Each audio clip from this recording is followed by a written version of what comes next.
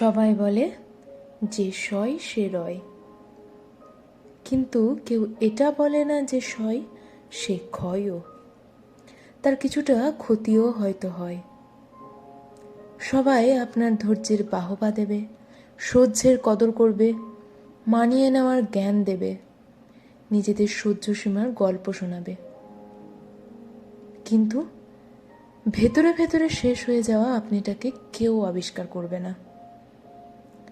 সবাই আপনার বদলে যাওয়াটাই দেখবে, বদল হওয়ার কারণটা খুঁজবে না।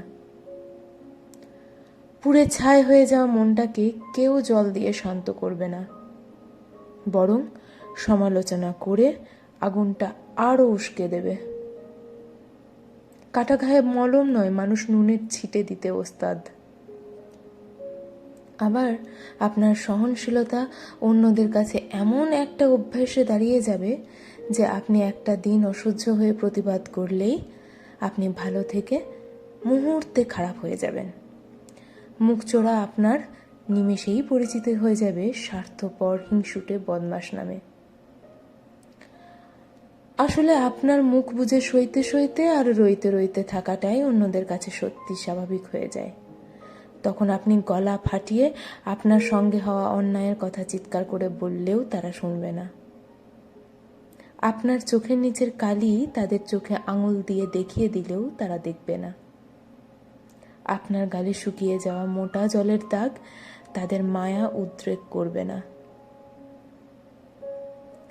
তারা জানে ওর ভীষণ ধৈর্য, ও ঠিক সহ্য করে সবকিছু মানিয়ে নেবে।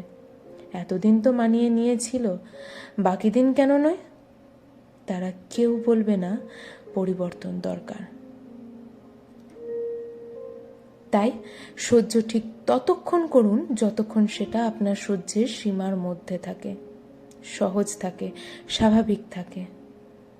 অসহনীয় অন্যায় সহ্য করে নিজেকে তিলে তিলে শেষ করায় কোনো গুণপনা নেই, সে রয়ে যাওয়ার কোনো মানেও নেই। কলমে পার্বতী মোদক, কণ্ঠে শিপ্রা সরকার।